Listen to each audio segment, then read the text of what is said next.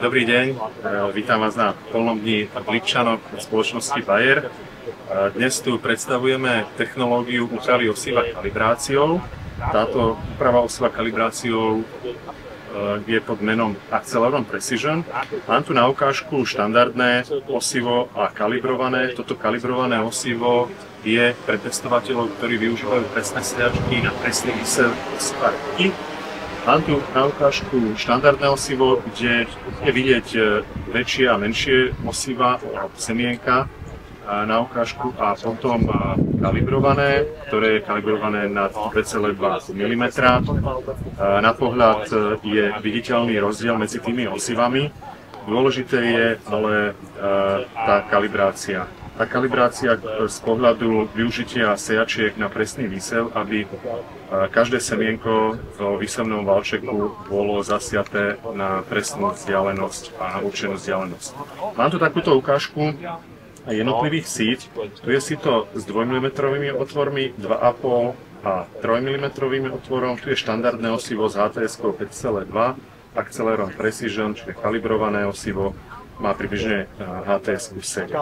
A keď vlastne využijem tento nástroj na takú ukážku toho kalibru, tu mám troška statickú elektriku, ale tu vidieť pekne, kde sa zoradili tie osivo kalibrované nad 2 až na 2,5 mm.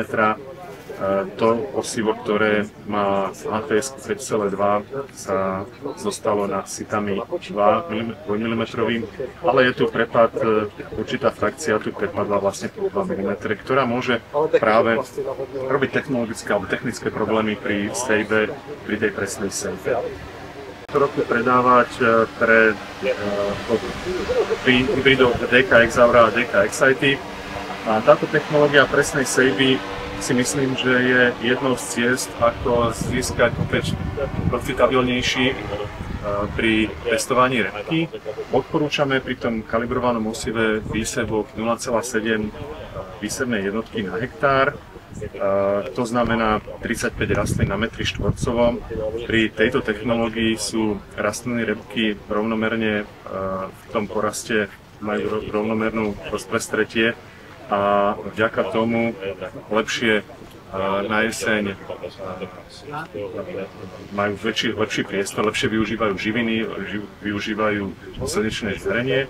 Rastliny nevyžadujú na jesennom období takú výraznú reguláciu a v jarnom období tieto rastliny lepšie navetvia, pretože majú priestor a medzi sebou si tak výrazne 0,7 výsevnej jednotky na hektár.